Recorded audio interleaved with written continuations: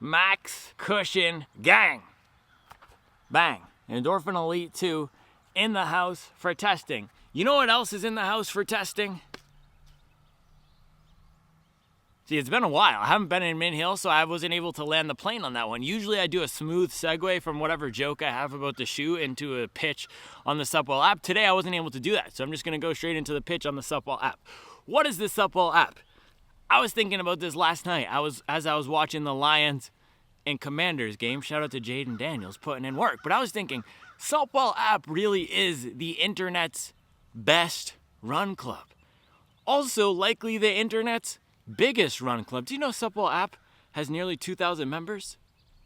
So what is the Supwell app and why is it the internet's best run club? Well, it's the best place for hobby joggers to come and connect. It's the best place to buy, sell, and trade gently used running shoes. If you're looking for running shoe advice, it's also the best place to ask those questions. It's the best place to get gear discounts. And I have more coming soon. I'm going to start putting in the work to get some more exclusive gear discounts. But for now, we have 20% off of all gear at Running Warehouse. That's crazy. Full price Gonya, 20% off. Nike, 20% off. A lot of different brands. Rabbit, 20% off. And then 10% off of used shoes. Also 10% off fuel, 10% off Morton, which is great. I'm going to tell you right now, your local run club's not going to do that. Only the Supwell app will. What else? Oh, Community Challenge right now is the best place to connect with other hobby joggers and get motivated. So if you want to have the chance to win a free shoe, any shoe of your choice, you can sign up for the Supwell app, post a run to the Run Reports channel. You can also see the thousands of people putting in work across the world to get better daily. That's why the Supwell app is their internet's best run club. Get in with us. It's a beautiful place. $5 to get started. Link is in the description below. Enjoy today's video.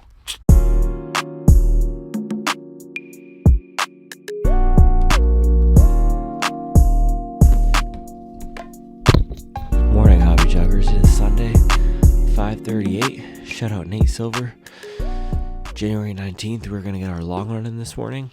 And we have the Saucony Endorphin Elite 2 up in here. And I'm excited for the shoe. I am also terrified because Endorphin Elite 1 right here, this was one of my favorite marathon racing shoes. Actually, I don't know if I would say favorite, but it was the best. This was the best for me. I used it to run one of my biggest workouts in the Chicago Marathon training block, which was a 16-mile tempo, faster than a marathon race pace that ended up being about a 5:50 average run per mile for 16 miles. And then I used it for the race.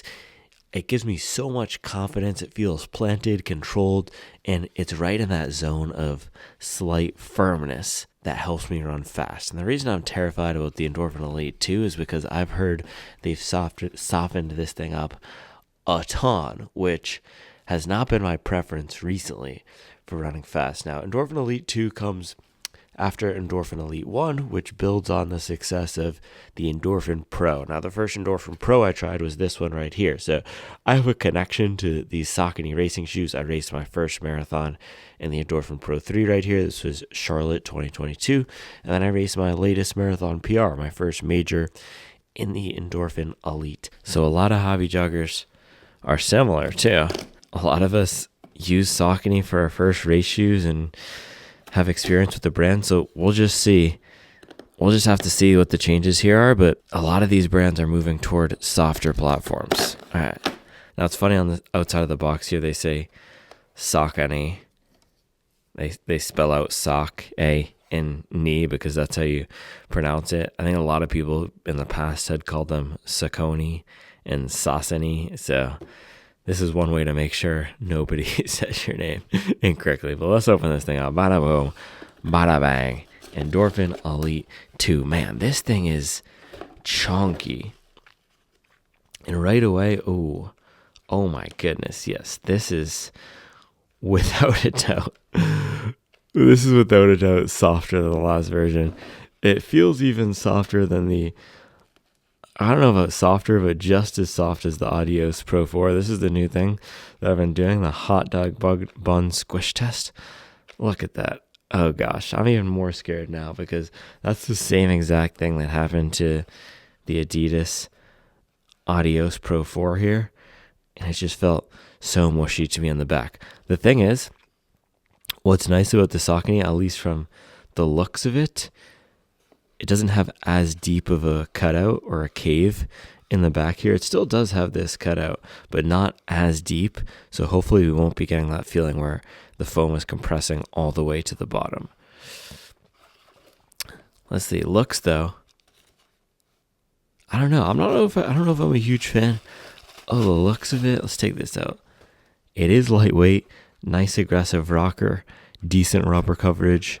I'm wondering if they changed up this rubber, because that was one of the few complaints I had with the Endorphin Elite, the standard version or the first version. The rubber was not very good in the wet.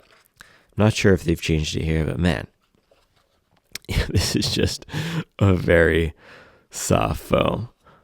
Yeah, the looks, I'm not sure about this new gradient, the green and the orange, but I do like a nice solid white shoe here, and that's what we get with some accents. Now, this foam is called the Incredi-Run foam. It is not Power Run PB. It is not Power Run HG.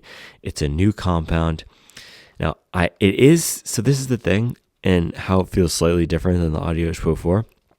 It's super soft, but it seems that it's giving me more rebound when I'm pushing in than the Adios Pro 4. Especially on the bottom here. But I don't know. To the touch, holy cow. To the touch, this is softer than the new version of Lightstrike Pro. So we'll just have to see how this goes. Let's look at this. The carbon plate is positioned right up here, so that can do a whole lot to stabilize the platform and hopefully make sure this is not super mushy. But compared to the last version, if you look at the push test here, I can barely even, it's like night and day. I can barely even push in the Power Run HG on the Endorphin Elite versus the Endorphin Elite 2. I mean, you see how mushy and smushy this is. This is one of the softest foams I've ever felt, which is just crazy, but maybe the carbon fiber plate can save it. So regardless of whether or not I like the Endorphin Elite 2 or end up liking it when I run it, I'm confused about it, because why Saucony did this, because the Endorphin Elite 1, it was a decently successful shoe.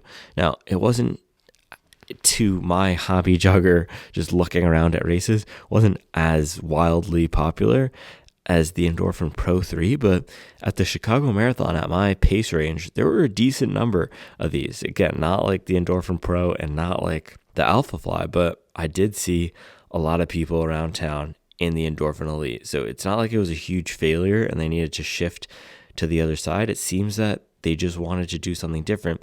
My other theory is maybe Saucony had developed a bunch of foams, or Incredi-Run is the one that they wanted to go with, so they put this in their top tier racing shoe. That's possible as well. Now, this Incredi-Run is also going to be in the upcoming Endorphin Trainer, which I do not have. They actually, so I reached out to Saucony or their PR team, because they reached out to me a while back asking me to test some stuff, and I said, you know what? I do want to test some stuff. I want to test the new race shoe. So they sent me this, and they said they didn't have any of the Endorphin Trainer to send me yet. So hopefully I can test that at some point. But new softer foam here. Let's see. We'll throw it on the scale. Also new upper. So this is the same upper as the Endorphin Pro 4. Not the same upper, but similar sock fit with this stretchy tongue here. And around the back, I'm not exactly sure why they went with this, but there's an old New Balance shoe that has this vibe. Is it the Beacon? And there's also, it almost looks like a lifestyle upper right here, but hopefully this gives some good comfort. I'm wondering if, with this last shoe, I felt the back was so minimal, so I'm wondering if that was a complaint they got from a lot of people, that there just wasn't enough structure back here. I felt that there was just, they went too much for weight savings and didn't put enough in the upper. So that does look like one area of improvement, but an upper is only going to be as good as a shoe's midsole. So that's going to be the real defining feature here. But with that, let's throw this thing on the scale, see how much it weighs versus the competitors.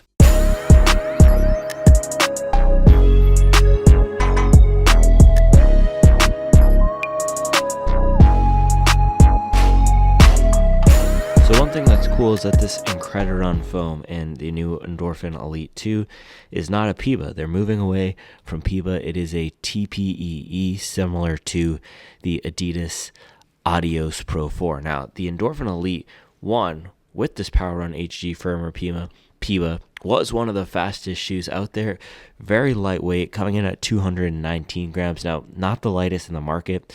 In my size, the lightest shoes are, well, other than the Adidas Pro Evo, but the lightest shoes are under 200 grams. But this crop of next lighter weight shoes that still have some support and a wider base than those ASICS shoes come in the 210. So Adidas Adios Pro 4, another very soft light shoe, comes in at 213 grams. Let's weigh in my favorite of these newer shoes right here. This in the Alpha Fly 3. I actually talked about this yesterday in the Puma analysis I did. This comes in at 214 grams. So right around 210 to 220 is where a lot of these shoes that I would consider racing in are spread out. So let's see where the Endorphin Elite comes in. This feels heavier than that last shoe. I'm going to guess 220s, but let's see.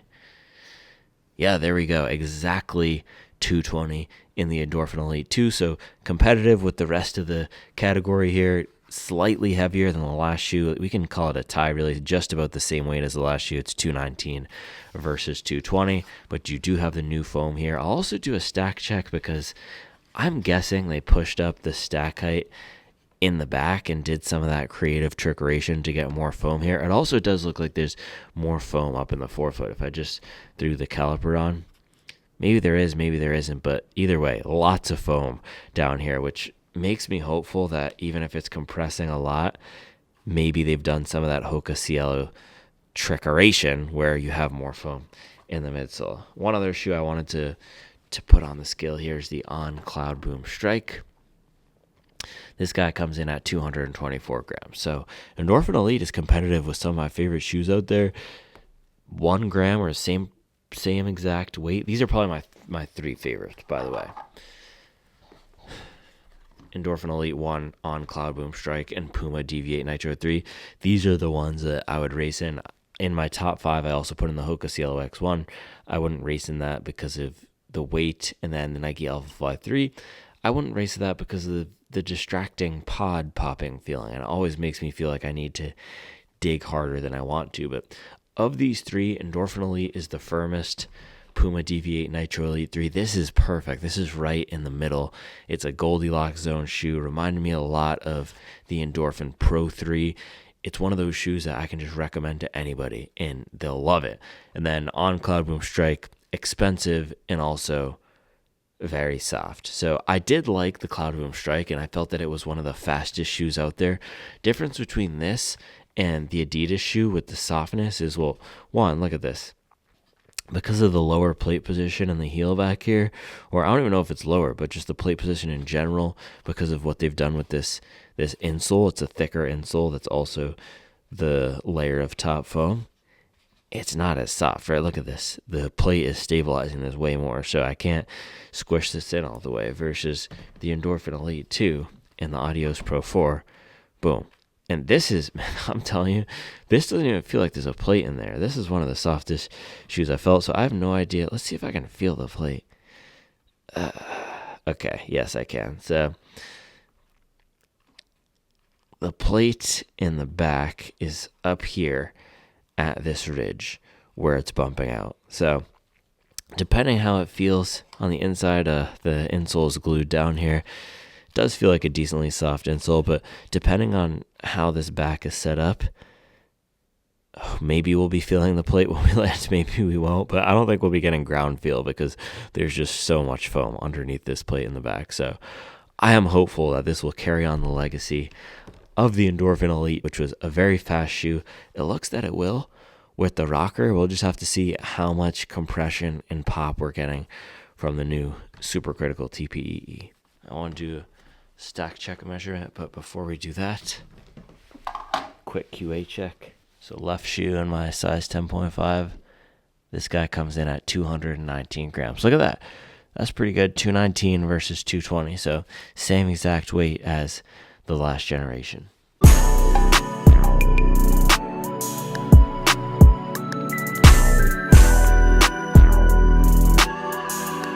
So this stack check is something I've been doing recently to measure how the reported height of the foam matches up to it in reality, and then also so we can come back over time and see how it changes if it compresses down.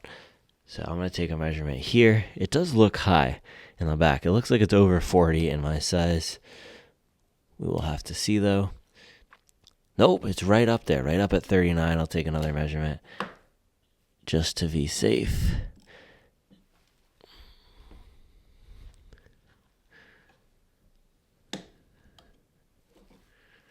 Yeah, right at 39. Okay, would you look at that? So Endorphin Elite coming in right below 40 millimeters a stack, even at my size. And by the way, these are racing shoes, so all racing shoes technically need to be below 40 millimeters, but that's not the case with how these foams are contoured. And also, that's for the size 9 sample, and I'm a 10.5, so it will vary based on the size as well. It will be above 40 typically in my size, but this one is not. Oh, I didn't want to do the Endorphin Pro 3. Actually, why don't we do the Endorphin Pro 3? Let's see how, after almost 300 miles of use, what the Endorphin Pro 3 is coming in at.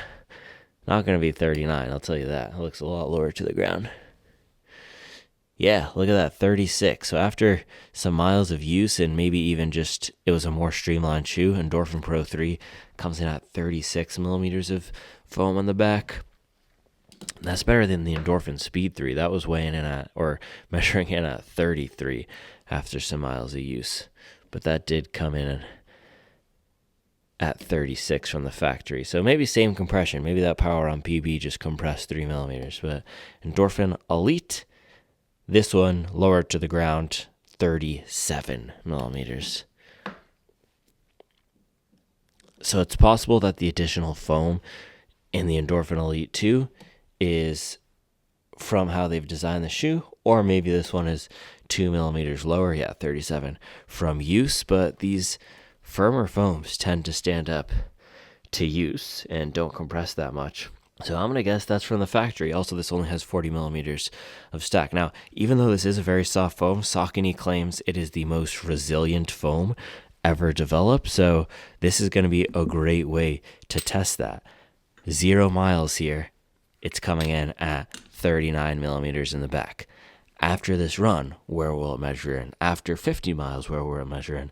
After 100 miles, where will it measure in? Because if it's the most resilient, that means it should still be measuring in at that 39 millimeters, at least up to 100 miles. That would seem resilient to me. And I can tell you, pushing this in, it does feel different. It doesn't feel like a soft PIBA. It doesn't feel like an EVA blend. It feels like a different type of foam. So I'm excited, albeit nervous. We'll just have to see how this puppy sings when we get it out there. All right, breakfast and coffee time.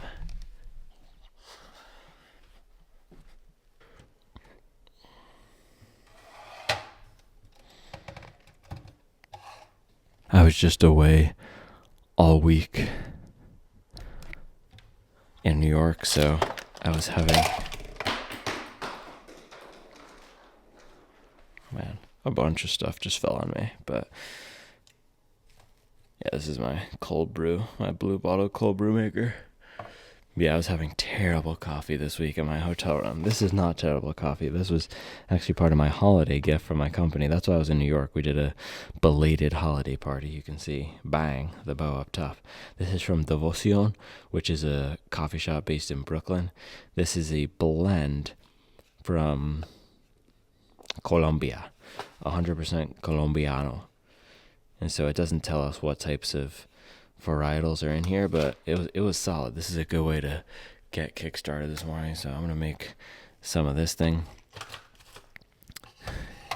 And I'm still going to end this week. So plan for this run, I'm going to do 20 miles. I'm still going to end this week over 110, which is great. I managed to still get some quality running in while I was there in the city. It was tough some days because my hotel only had one treadmill, and so if I didn't wake up early enough, someone would be on there.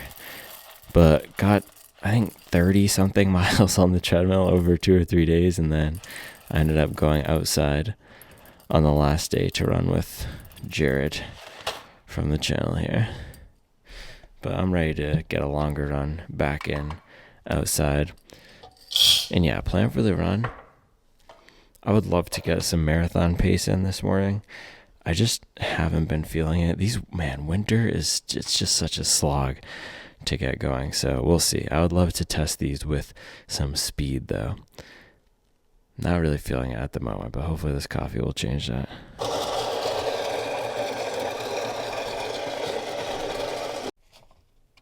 For me, winter's just all around harder. Harder to get out of bed, harder to run fast on runs, harder to be consistent because it's cold. But I've still been stacking mileage, and that's the thing. If you continue to stack the mileage, even if you're not going out and crushing massive workouts, your fitness will be there. The speed comes back really quickly.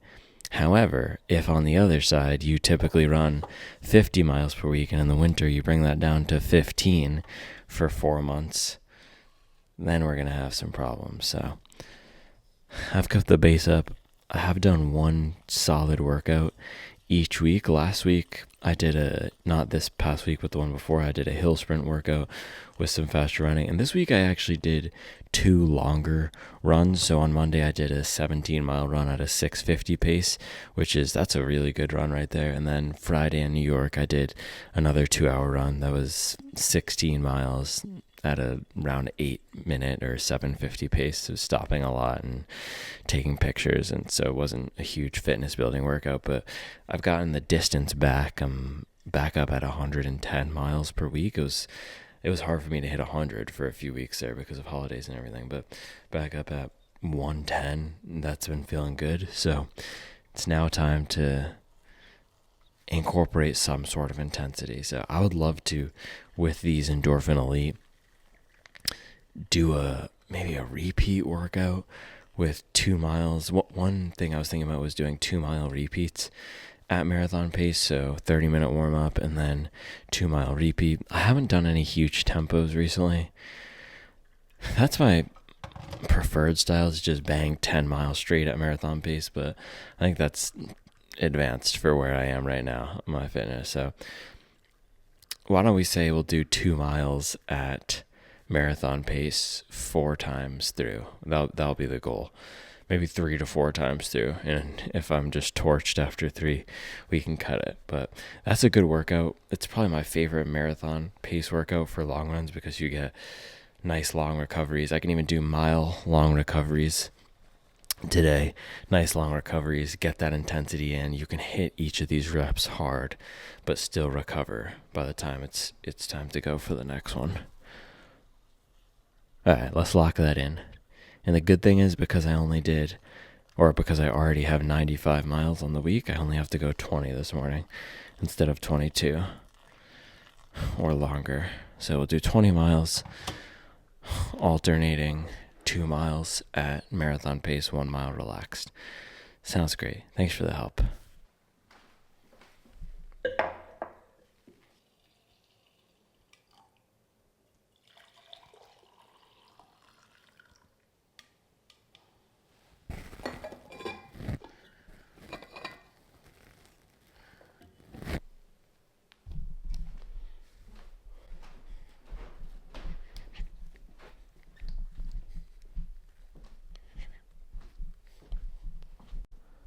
Boom, look at this. Breakfast today, bagel, perfectly toasted, not burnt. You couldn't do it any better than this.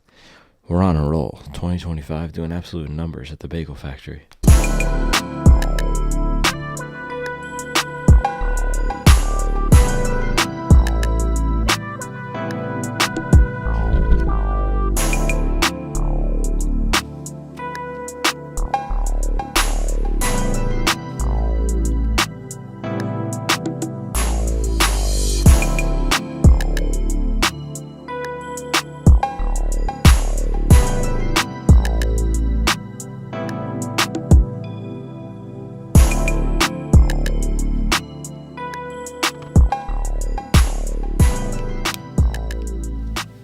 So it's not cold today, finally. It's back up in the 40s and 50s here in Mint Hill, but it is misty and the ground is wet, so we'll get a nice wet weather grip test. And man, my foot slipped into this thing so easily.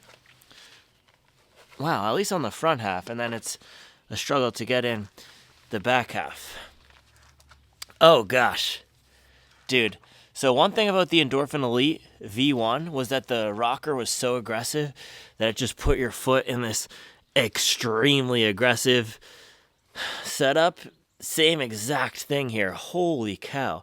This rocker is wild. And this is Man, just stepping in here, this is so soft. Oh my goodness. This feels even softer than the Adios Pro 4. Look at this. Can you see how much this foam is flexing with my ankle? Holy cow. This is so soft, you've got to feel it to believe it. Oh my goodness. All right, lacing it up here. Dude. I've seen a few reviews of this on the Supwell app, and people said it was soft but not unstable, and I usually try to ignore or just not read anything on the shoes until I run in them. These things just popped up on the app, and I wasn't able to do that, but man, it's nice in terms of the comfort on step in, but the lateral stability is non-existent. This might be the wobbliest shoe I've ever tried. Oh my goodness. Do you see that?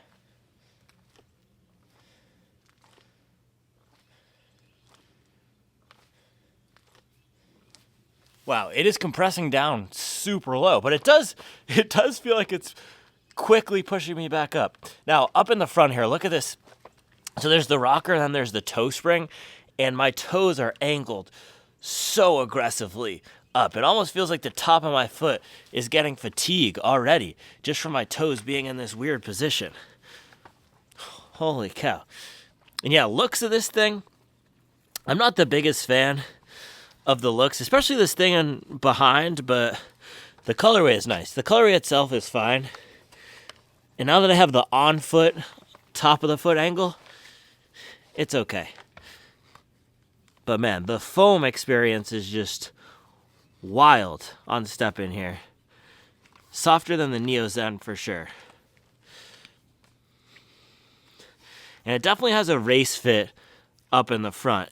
I can't feel my toes jamming up against the toe box or anything, but due to the way that it's just so curved, and that's really the main element that ties this back to the Endorphin Elite OG, how curved this front is, because the upper feels completely different. It's weird. It feels cramped in the front, not lengthwise, but just due to the curve. But the middle, the lockdown, and how secure it is, doesn't feel as good as the OG. So for me, upper minor step back here on step in, the foam is just so soft. Let's do a walk test.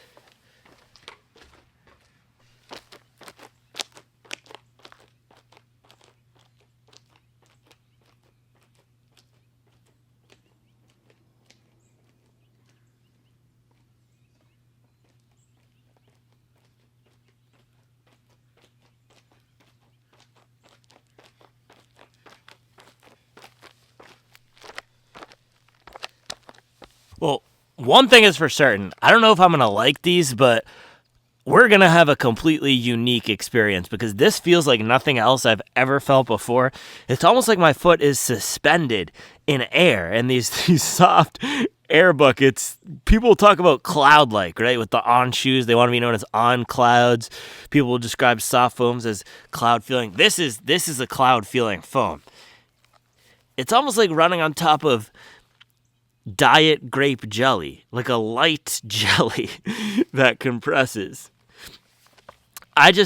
So very comfortable for sure. I think this is going to be a nice, comfortable ride. I'll just have to see how the stability is because it is very squishy. It is extremely squishy. I can feel the plate helping direct that energy forward, but man, crazy. Now, compared to the Adios Pro 4 so far, I'm not feeling the ground as much. It does feel like the foam is popping back, but it is just compressing down. It's compressing down maybe more than any other foam I've ever experienced. It's crazy. But Saucony says this is the most resilient foam that they've made maybe on the market. So we'll see how it does. All right, plan for this run, 20 miles, some marathon pace. Let's do this bad boy.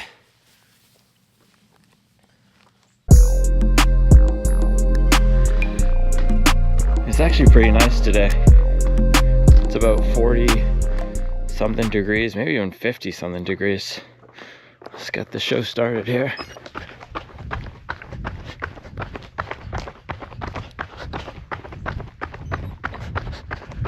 Oh my goodness.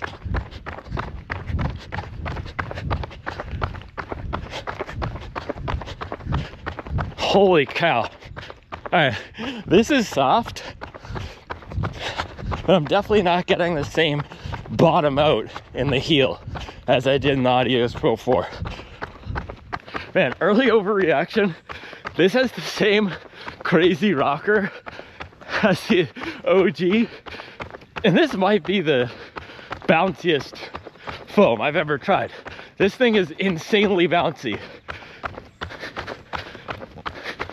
It feels like one of those shoes where you couldn't jog if you tried. It is wild. Oh my gosh. Yeah, early overreaction. This is like running with trampolines strapped to the bottom of my feet.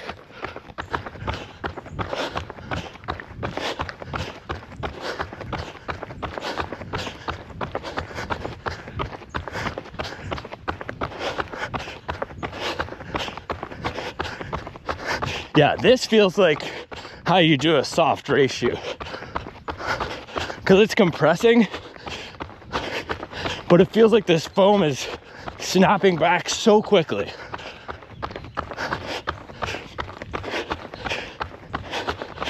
Very similar to how that foam in the On Cloud Boom Strike performs.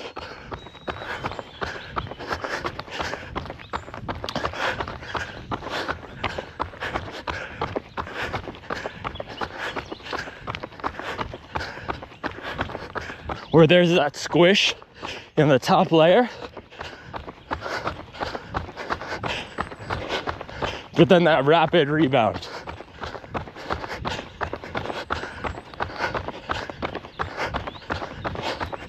And yeah, I can feel it compressing down, but what's crazy is that the more energy I put into it, especially in the heel, the more it's bouncing me back. This might be the craziest foam I've tried. Half a mile in, early overreaction. This thing is insane. It feels like the bounciest shoe I've ever tried. Like a Primex Strung, but maybe even bouncier. OG Primex Strung, but softer and bouncier. And it's soft, but it's so bouncy that as soon as my heel touches, I'm already on to the next step, or 3 steps. Wild.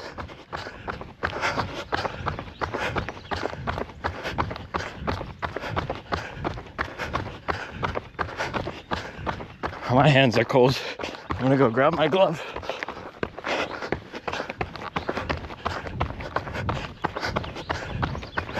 Also, the grip on this rubber seems to be better. It's slick, but not completely soaked out here, so we'll have to see when we get to some wetter patches.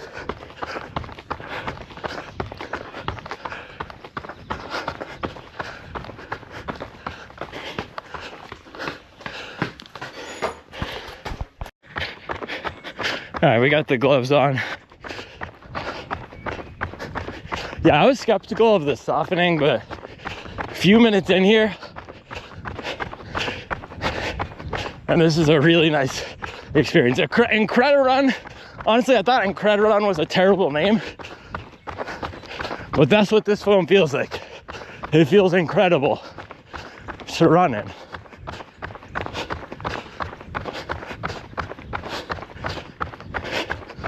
And it's really nice for heel striking because of how much foam you have back there.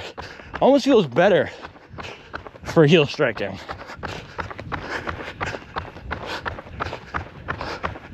And it's misty out here, huh? This also reminds me of the Mizuno Wave Rebellion Pro 3. And I said for that shoe, that foam is awesome, but it's just too wild and too crazy, and there's too much of it. But very similar shoe, where very soft and bouncy, but I felt out of control due to the ridiculous stack height. This one I feel way more in control. It's the perfect stack. Unfortunately, on the wet, seems we still have the same issues. Rounding that corner, grip was not the best. That was just mile 1, by the way. 7:03 pace. I'm gonna warm up for 4 miles and then take a bite of marathon pace. So far, about 10 minutes in, fun, yes. Comfortable, yes. Soft, yes. Bouncy, yes. Also stability, not terrible. Better than I thought. My concern though is we're 10 minutes in, right? How is this gonna feel for the full distance? Are we gonna get that foot fatigue? Because these softer foams, they can wear on me after a while.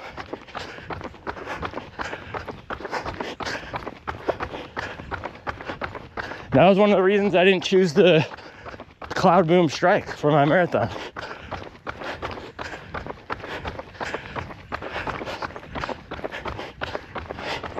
Mile 2, 6:56. My toes are slamming and jamming in here. I've had this issue a few times recently. I think I just need an 11 in some shoes. I wonder if running so much has expanded my foot. I have those strong feet. I'm making foot gains. Probably added about 5% muscle mass just on my big toe. Putting in work. The Barefoot Mafia running scared. You don't want to see me pull up in the big body size 11. Looking like a wide body Hellcat. Now in the heel here, I can definitely feel that there's some reinforcement that's stopping the foam from compressing all the way, but it's not like that Adidas shoe where the end of the rods was solid in there, and I could really feel that on my heel. So this does a much better job. And that's what I was saying in that Adidas video. If they had just put a plate in that shoe and also closed up that suction gap, would have fixed most of the issues. And that's exactly what this is doing. And the issues aren't here.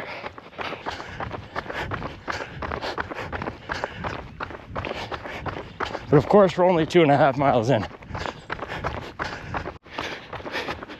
Mile 3, 6:50 pace.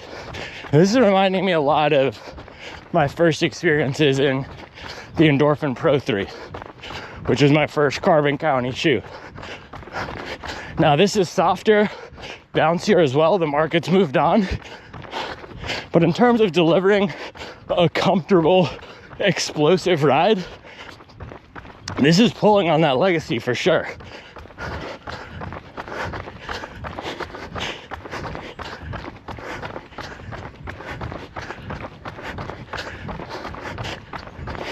I'm definitely feeling my left big toe slamming, but it's just so battered from my Ultra and various shoes that I've run in. So I don't know if it's the shoe or if it's me, but that is a watch out. I'll also, if I remember after this, put on the Endorphin Elite OG and we can see if there's a length difference.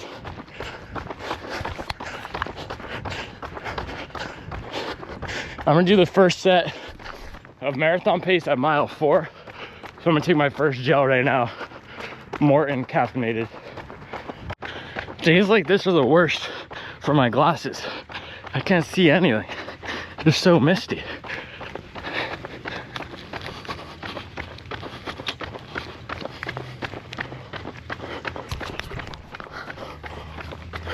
Thing is, I've run these roads so many times I could do it with my eyes closed.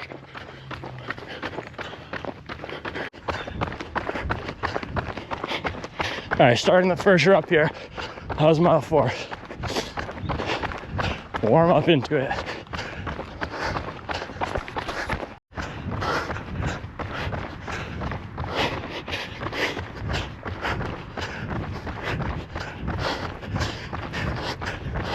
bombing a wet downhill.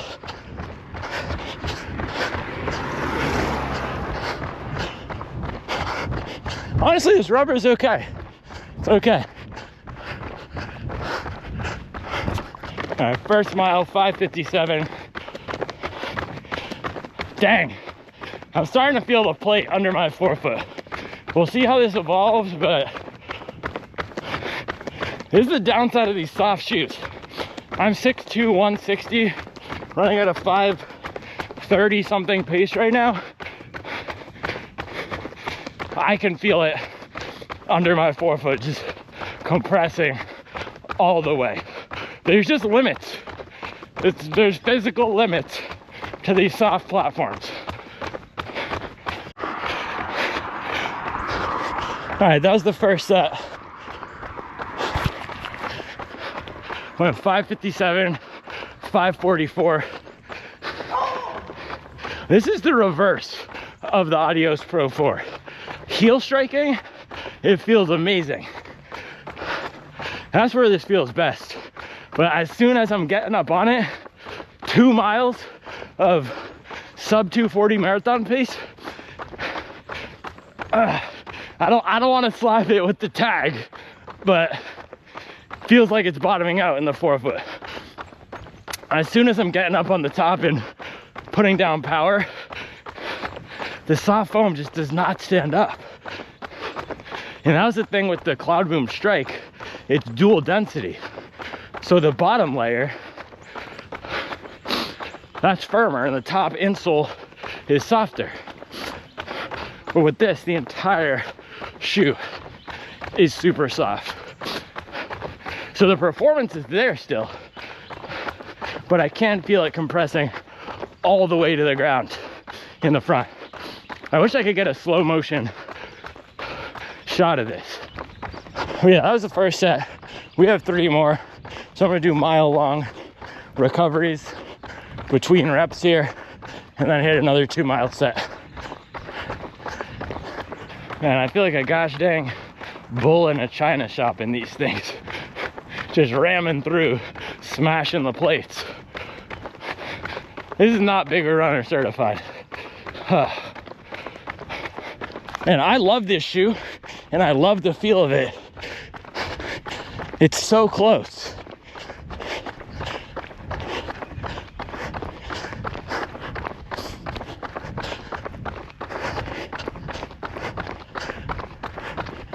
But here's what you have to remember. Not everybody is 6'2", running 5:50 marathon pace. So this is purely my experience. If you're running 8-minute pace or 7-minute pace or 5.5, you'll have a different experience. But what I do usually represents the upper bounds. I get to stress test the shoes with my size, the paces, and the mileage.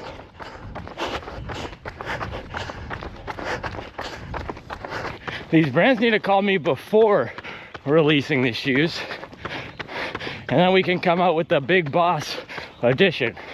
Oh, will be 300 pounds certified. This thing is not.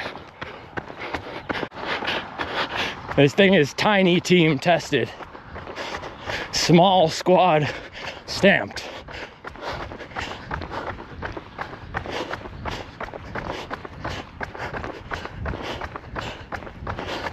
All right, rep number 2.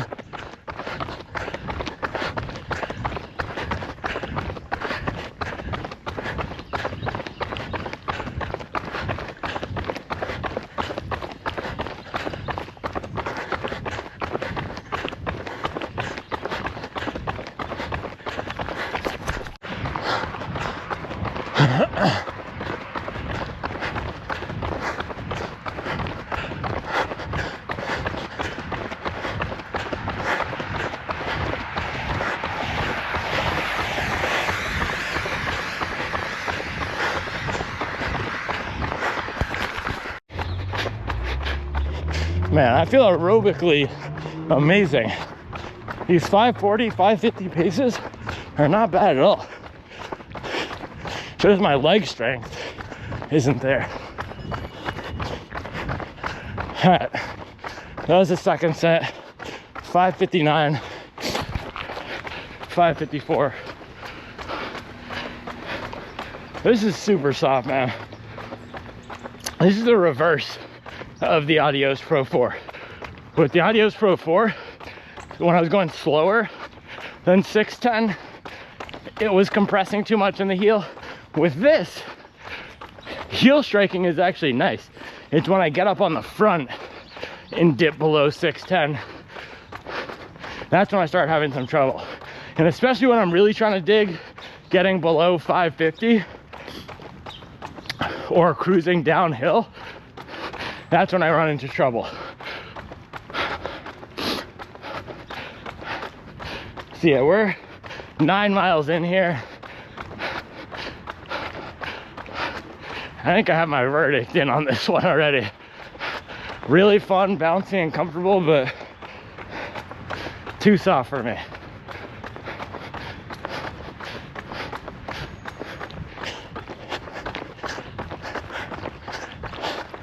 It's hard to make a great race shoe. It's easy to make a good one. All right, almost at mile 10 here. Next set.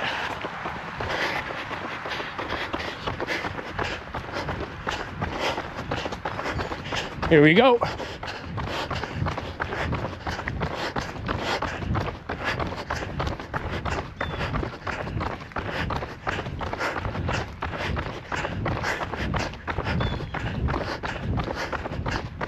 Yeah, whatever pace I'm running right now feels fine. 620, 630. Because as soon as I hit that next gear, mush.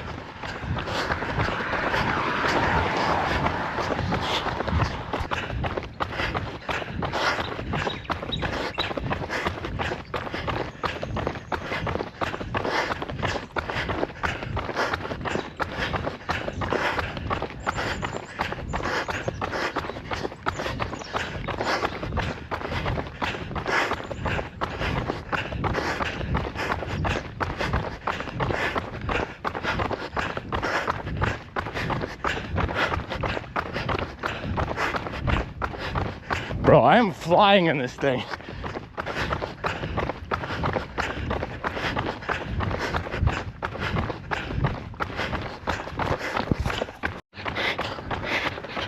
I'm trying to keep it real peaceful today. Trying not to get hyped up, get on my demon time flow, even though I'm hitting 520s right now.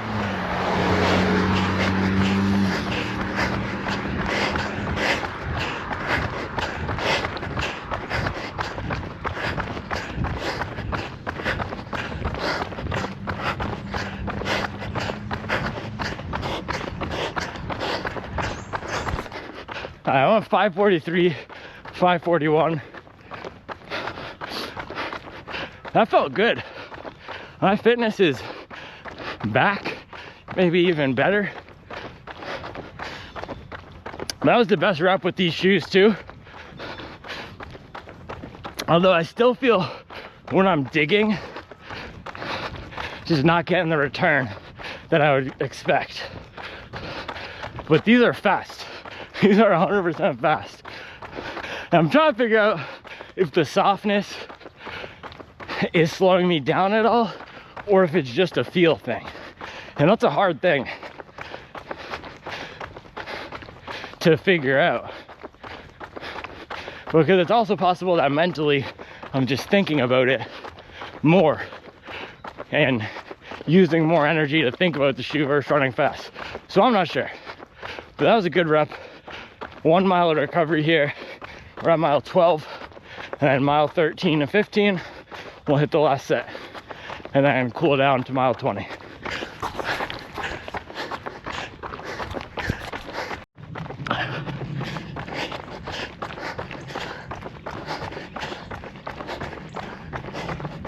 Keep it real peaceful today. You wanna? Real peaceful. Hit them with the attack silently, maneuver righteously flow. Back in that ASMR aerobic sicko Mount Rushmore flow. I'm not gonna get hyped up. Don't do it, don't get hyped up. Keep it real peaceful.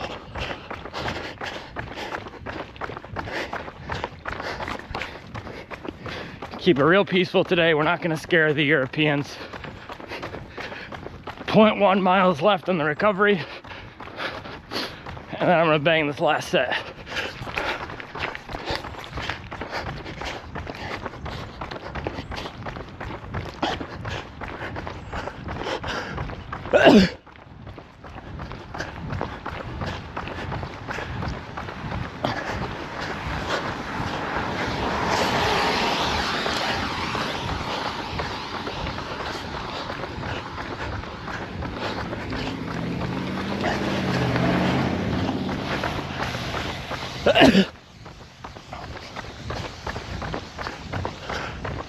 Oh gosh, I'm allergic to keeping it peaceful. All right, last set.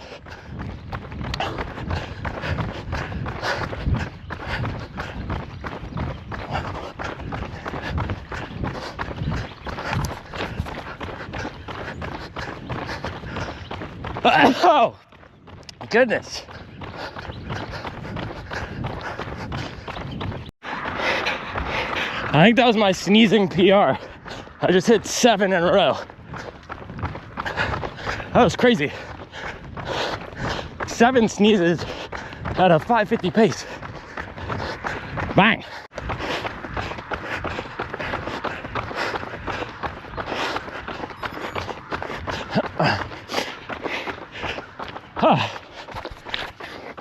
All right, that's all she wrote. Went 5:50, 5:53 on the last one. I think that was my slowest set, but considering last week I was struggling to hit 800s at a 5:40, 5:50 pace, and then I was traveling all week, and I think I just hit 110 miles right there. Considering all that, that was a great workout. This is something I'm trying to be better at, not getting greedy, meaning we have to look at the context and what we did get. First of all, anytime where we finish healthy, that's a massive win. And anytime we finish and we're able to do the workout and accomplish our goal, that's a second massive win. And that's all we need to do in training, right? Be healthy and get the workouts as executed. The danger is when we say, oh man, I was hitting this workout faster last block, or I wish I were at 5:35 for this instead of 5:40. That's called getting greedy, and that's really dangerous, because when we get greedy, we push harder than we need to. We also get in a bad mental state of not being grateful for what we have. So that was an awesome workout. I'm not gonna get greedy today. It's always hard because it's human nature, right? We want to be faster, we want to be improving, but that's an awesome maintenance workout. And that's telling me my marathon pace right now is 5:50. That's not saying I could go out and run at 2:35 tomorrow, but that's my next goal marathon pace. And aerobically, I feel great. Wasn't even maxing out or breathing too hard at those paces. It's just the leg speed and strength. So I'm on the right track with what I've been doing. If you've been following the channel, more of these running economy workouts, that's really the next frontier. It's not even power, it's getting the legs to pop off the ground quicker. So this week I'm gonna do another one of those workouts, probably extend to 400s and get down to 5:25 pace. I'll find some flat area to do this and really work on that turnover, upping that cadence, floating gracefully, and having a short ground contact time. But solid workout, man, especially after being in New York all week, traveling. It's always a danger of coming back underfueled, always a danger of coming back just tired and wrecked and sick. And even though I was sneezing everywhere, I got the long run done. Maybe I'm getting sick now, but if I do, then at least I'll be recovered for next week's long run. So we're at almost 15 and a half miles. we're just accumulating mileage to get our 20 from here on out. If I were actually in a marathon training block, I'd probably try to fast finish here or get some other sort of stimulus at the back half of this run, but I just want to finish strong and recover. 8 quality miles below a 6 minute per mile pace. That's a great day at the office. All right, I'm just cooling down here, so I'm gonna try to show you what I'm talking about since I don't need to be ripping off any pace. I'm gonna pause the watch. I'm gonna put the GoPro down and see if I can get a shot of this foam compressing, because it is compressing so much. Holy cow.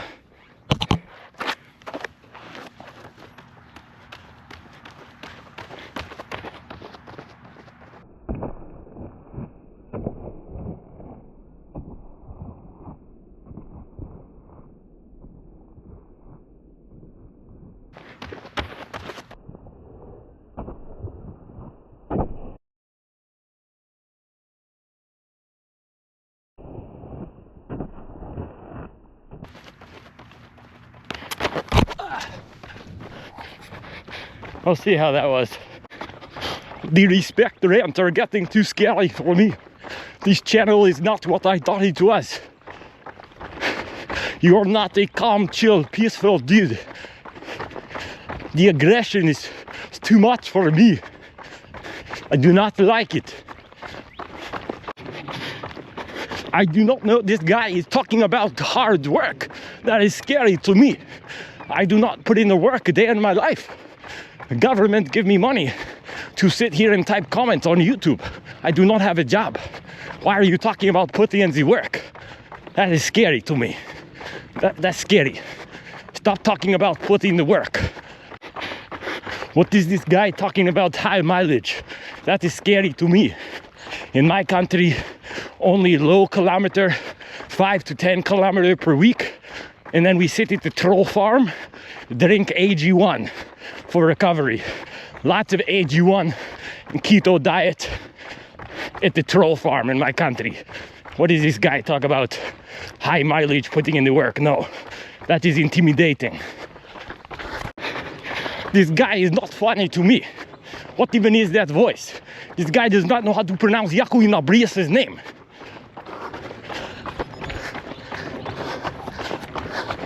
Mile 18, 7-Eleven pace.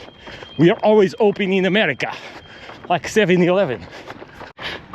The problem with these guys, he just does not know when to stop. It was funny at first, and then he just keeps going on and on and on and on. It's like the 100-mile week, 100-mile week, 100-mile week. Brother, when you're going to stop with the 100-mile weeks? You keep doing another 100-mile week, 100-mile week. It's no longer funny. The voice in the 100-mile week, we get it, okay? You run the high mileage. We do not do that. We are low kilometer only in my country. I need to do some strength training. I cannot unscrew this.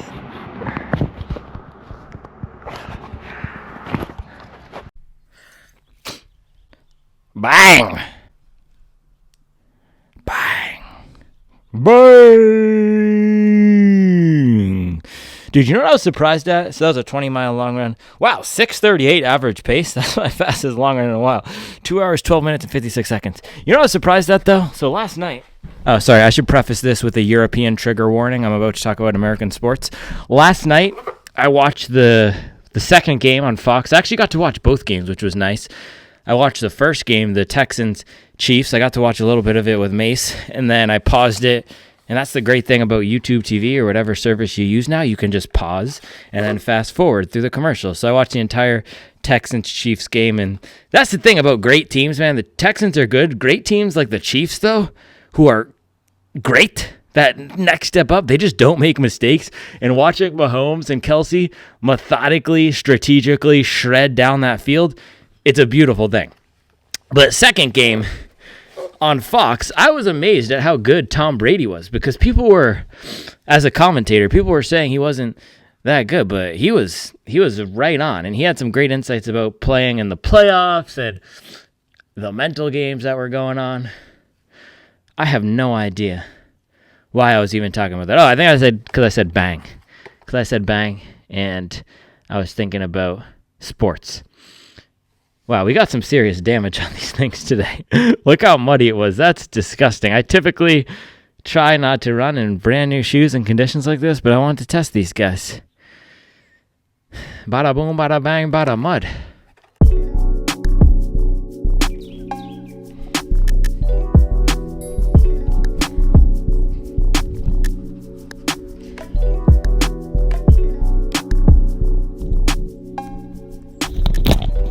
What the actual heck?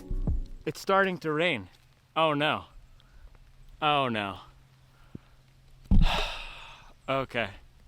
All right, well, we're going back up. Oh gosh, yeah, it's just starting to pour as soon as I came out here.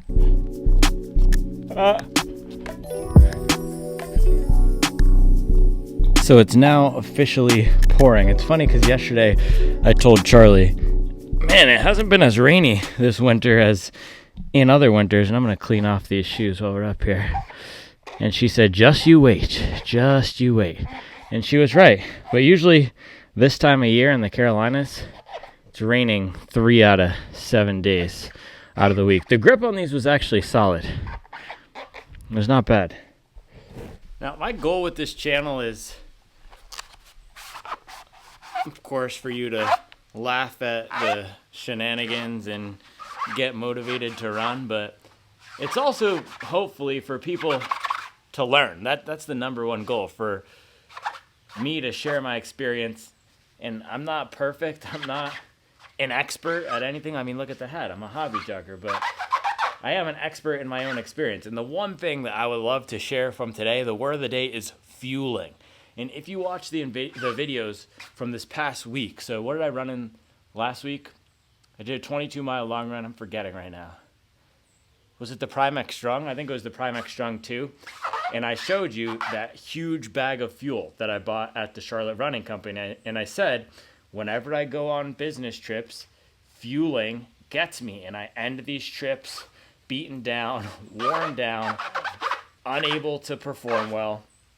So I'm going to stay on top of it this time. And then if you watch my videos when I was actually in New York, you saw I wasn't always eating the prettiest, but I was ordering vegan burgers, and I smashed 3 bagels on Friday morning. I literally DoorDashed bagels to the hotel to show up at 4 a.m. before my Friday morning run, and I ended up going 16 miles. So it's good that I had 1.5 bagels before, and then I had another bagel sandwich after.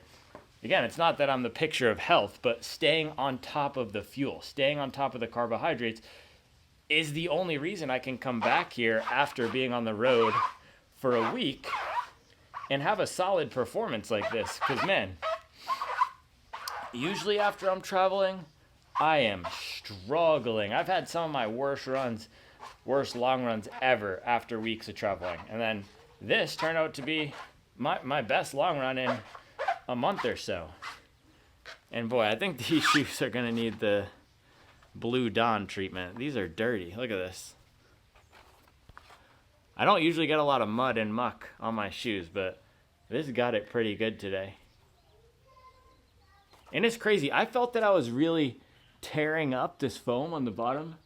I think the rain stopped so we can go down there. But last thing I'll say up here, I felt like I was really tearing up the foam on the bottom here, but this is a very resilient compound because it is 100% exposed back here, but there's no wear on it, even from scraping against the ground. That's crazy. This seems like it's going to be a fairly durable shoe. And same thing with this orange foam. And that's the thing that Saucony is hyping up with this Incredirum. They're saying it's their most durable foam yet.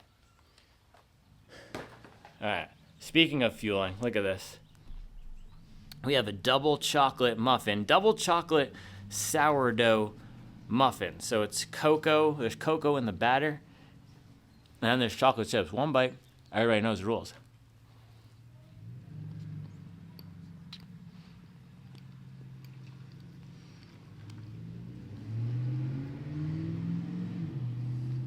Fire. Man, this is so good.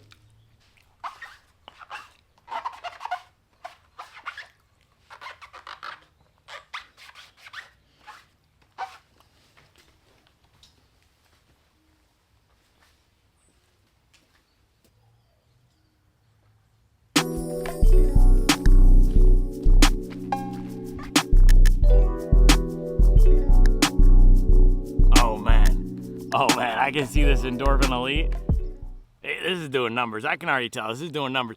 I'm not sure if I love it or hate it, but this is an instant classic. There's some shoes where I try them and I just know it's gonna be a hit. This is gonna be a hit. People are gonna absolutely love this thing. Now, it is very soft. Let's throw up the splits here. It is very soft. Last time I came out here with a very soft shoe on the 20-mile long run, I said it's a complete hot mess. That was the Adios Pro 4. And with that shoe, the heel was the issue that was holding it back. And this does have a very soft and squishy heel, but something about the way that this plate is positioned, I'm not feeling the shoe compress all the way down on the heel, and that's actually the best area of the shoe. This feels best landing on the heel. There's a ton of foam. Where I actually had an issue with it was up in the forefoot. So if we look at these splits again, I started off around a 7 flat pace. That was my cruising altitude for most of this when I wasn't doing the marathon pace workout. So we went 7 flat pace, and then I did 4 sets of 2 miles at roughly a marathon pace, which today was 5:50, which tells me I'm ready to go for a... Do I have chocolate? That's the issue. I eat a chocolate muffin. Hold on.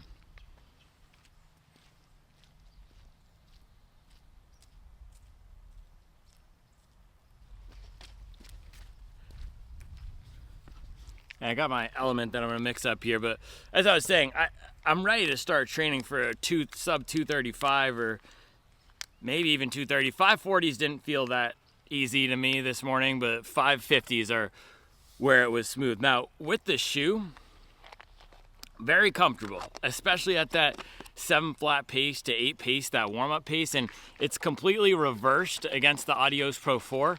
Adios Pro 4 at those paces and for heel striking felt horrible. This feels amazing for heel striking. This is the Heel Strikers Vaporfly. This is the closest thing I felt to what was awesome about that Vaporfly 2 experience, but for heel strikers. When hanging back and landing flat-footed and not putting a lot of power on the platform, it's extremely soft but bouncy and explosive. So if you are more of a heel striker and you want that soft, fun experience, this is gonna be great. Now, downsides are front of the platform. There is a lot of foam here, but it compresses a lot, and you can see even in the front, and I wonder if my slow motion shot I tried to get worked at all, but this thing compresses so much, and I can feel, it's crazy, with my hands, just pushing it in here, I can feel the plate with my fingers. So I could feel the plate in the front, but this is a shoe where I'm gonna need some more miles to get the real verdict, because if you were running with me throughout that, you heard me say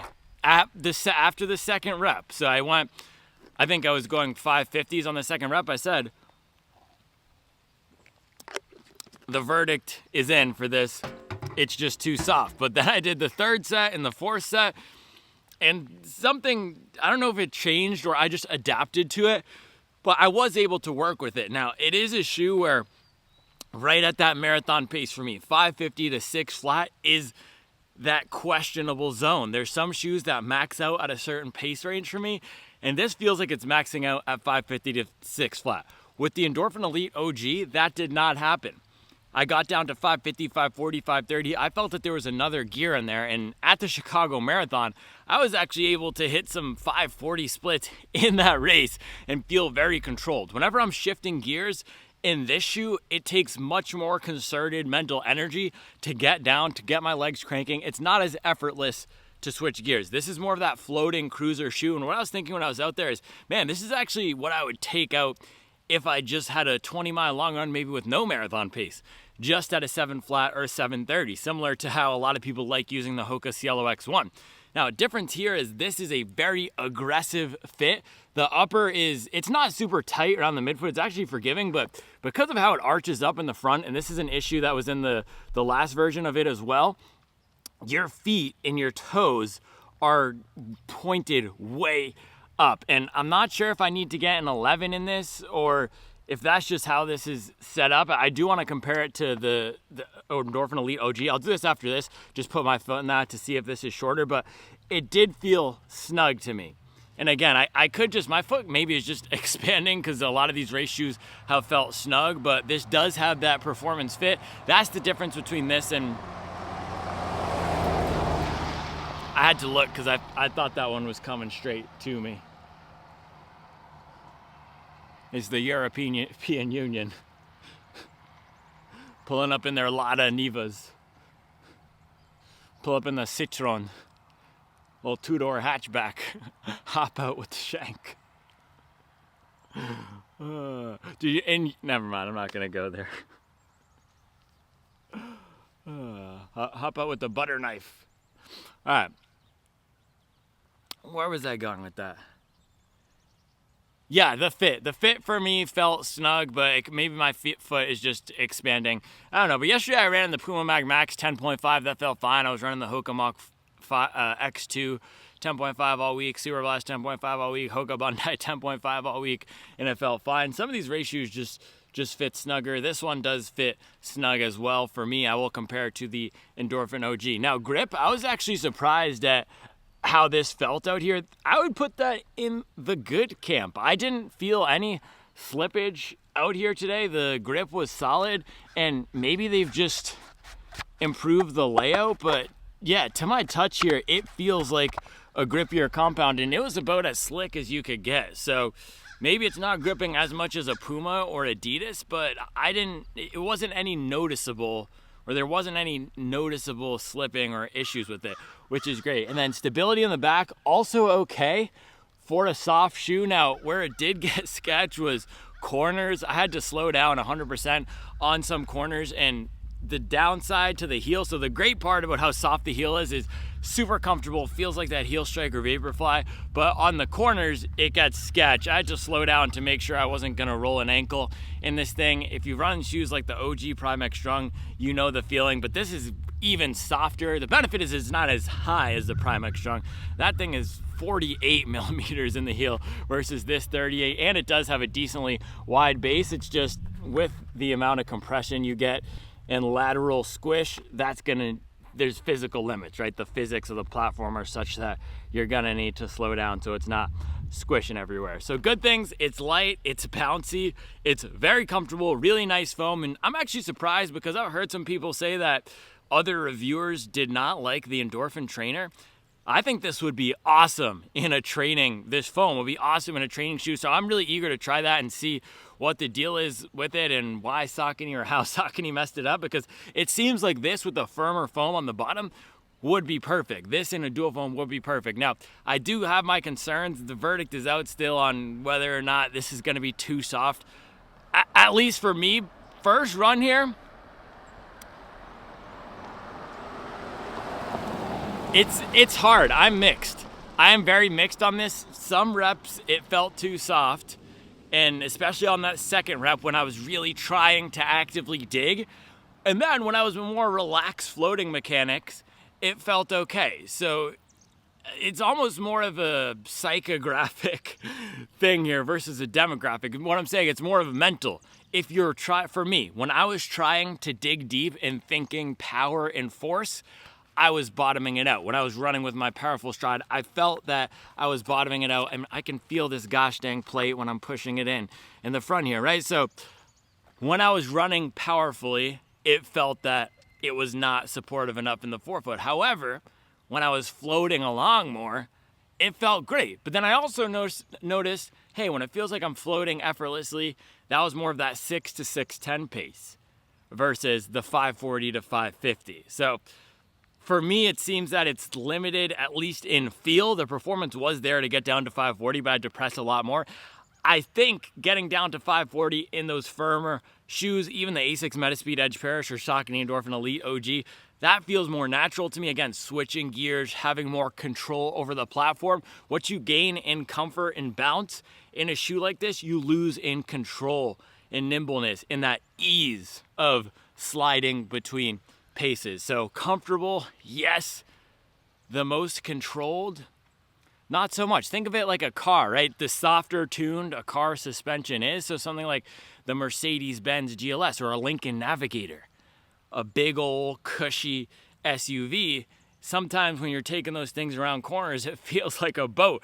And when it settles back down, it gives you that wafting sensation. That's what this is versus a car with a more rugged or rigid tuned suspension, it will feel rough around those corners. It will feel harsh. And that's how people describe the Endorphin Elite OG. That's how I experienced the Endorphin Elite OG. That felt harsh in the forefoot. It wasn't that I was bottoming out that shoe, but it felt that my foot was at times slamming against the ground, especially as more of a heel striker who would roll through the platform. So this has more comfort for heel strikers, but less control for me when I'm trying to grip and rip. So I want to do some other workouts with this. I want to test it more at that 540 to 550 pace. Last time when I did the Adios Pro 4 review, I actually got a question. Why are you reviewing the shoe at a 7-minute pace? It's a racing shoe. Well, the majority of people buying these shoes are racing slower than a 7-minute pace because we're hobby joggers. My first marathon, I ran a 3:19. That's a 7-something pace. And I placed, I think I was in the top 50 at the Charlotte Marathon with a 3:19 pace. And there's hundreds of people, if not thousands, who run that race, right? So the majority of hobby joggers are running 4-hour marathons and slower and are considering shoes like this. And if you are running 3:30 or slower, I actually think this would feel good for you. It depends on your size. For me, it's putting down the power and trying to run fast where I'm getting the biggest question marks. But for my everyday paces, unlike the Adios Pro 4, that's where this felt great. Stability was okay. Weirdly, comfort is there. Upper, decent fit. You might want to get this in a half a size up. We'll just have to see. If you could get this on foot, that'd probably be preferable, but it's just that foam in the forefoot for speeding up. But I like it. I think a lot of people are going to love this. The verdict is just still out for me on whether or not this is a shoe that I would take personally to do a sub 235 or a sub 230. The other thing is, I kind of wish they made this the Endorphin Pro 5 and kept that firm character of the Endorphin Elite. Same thing with the Adidas Adios Pro shoes. Brands are just all across the board moving away from what I like. So maybe I'll have to give the Asics Metaspeed Edge Paris another shot. Maybe I'll get that in a size 11 to see if that fits better, because the size 10.5 was too small, because those actually do run half a size small, because it seems that the firm, fast, streamlined, efficient shoes are last of a dying breed out here. The Endorphin Elite is now, that's gone soft. The Adios Pro 3, that was never my favorite, but yeah, the Asics shoes are holding it down. I thought the Solomon shoe might have been a replacement, but I'll have to test that some more. And of course, we still do have the Puma. So maybe Puma and Asics are going to be what we go to. The Asics shoes lacked that joy and excitement for me. They just never could quite do it. But Endorphin Elite, stay tuned for more testing on this guy. I enjoy it. It's definitely not a hot mess. Potential banger. I'm not sold that the soft is the right thing, but it is an enjoyable shoe to run in, and especially for time on feet, man. My legs feel great at the end of this, and that was my best long run in a while, and I was able to hit 8, just purely talking about training now for the run, I was able to hit 8 miles under, let's throw up the splits one more time, 8 miles under a 6-minute pace, which is great. And this is a reminder, man, this is the beautiful thing about if you watch this channel for a month, a few times a week, you will see the peaks in the valleys. Not that this was an amazing workout compared to everything that I'm doing, but I told you a few weeks ago, it will come back around. It always does. When we go through these challenging times of fitness, when we're in the valley of mid, if we are just consistent with it, don't worry about pace, just have a solid effort every day, slow it down, grind it out in the freezing cold, it will come back around, and we'll have runs like this where we're able to get some better performance out of ourselves and just do those things. Get at least 6.5 hours of sleep before the long run. Try to average 7 hours of sleep throughout the rest of the week. Do not be under-fueled. If you're traveling, stay on top of it. Plan ahead. Get the miles in. Be consistent. And we'll build. So this is the benefit, too, of having a big base. I don't know when my next race is going to be. I don't know what my next race is going to be, but I'm just maintaining right now. And it was nice to get a good run like this. I haven't gotten a solid long run in a while. So I appreciate you guys. Endorphin Elite 2. More testing coming soon. Let me know what comparisons you want. The camera shut off. Let me know what comparisons you want to see. Actually, I had to delete some SD cards. Let me know what other questions you have. Sign up for the Supwell app. I'll be back tomorrow with another video. This guy, he do another 20-mile long run in Mint Hill. We have seen this video before every week. The 20-mile long run, 20-mile long run, 20-mile long run. Do you not get tired of doing a 20-mile long run in Mint Hill? I do not even do 20 kilometers in 1 month. How do you do 20 mile long run every week? It is crazy, this guy. 20 mile long run, 20 mile long run, 20 mile long run. 20 mile long run. 20 mile long run. This guy is insane. He do the same thing over and over again. That's the definition of insanity. Same thing over and over and over again. Every week. Every week. Supwell Kitchen going ham again. Charles doing numbers. Homemade hummus. Not homemade falafel, but still looks fire. And olive oil. Cauliflower? No avocado oil. Oh, you want some food? Okay. And then homemade naan. This slaps sourdough. So this is the beige refuel. Ooh, it's raining chickpeas. Look at that. Bang. Extra chickpeas, homemade hummus, roasted cauliflower, falafel, homemade sourdough naan. That's the pièce de résistance. I mean, look at that. Absolute banger. It's time to eat. Let's go. So I'm sitting on my desk here. I just put on the Endorphin Elite OG, and it is way longer. It fits way longer. They might have made this smaller by half a size. I don't know if you can see this. You can. Look, these are lined up at the back. You can see the Endorphin Elite has about, looks like half an inch longer. Let me put these down flat on the ground so you can see. Do you see that? So these are both flat on the ground. Look how much taller the OG is. And camera battery pack died. It has no juice. But yeah, the OG fits me fine. Plenty of room up in the front. I even have the left one on. I think my left foot is bigger than my right. And I also have thicker socks on right now.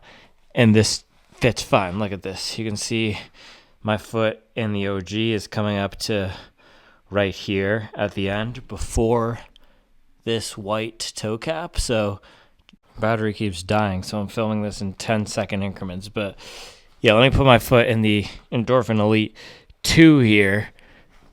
And you can see, yeah, now on this one, my foot is all the way up at the front of the toe cap. And it also feels way shallower up here with how they have this hardened cap. It's not as hard. It's more flexible in the OG. This is a hardened cap up here in the 2. So it's shorter in length. The entire platform isn't as long, same size, 10.5, 10.5. And there's a hardened toe cap. And by the way, I had the Endorphin Pro 4. This is in a 10.5. And this is one of the most comfortable fitting shoes I own. So I don't think my foot has expanded. I think they just did something weird with the sizing. I did look at this. It is a 10.5 to confirm. It also says, because I got an early pair, it says sample.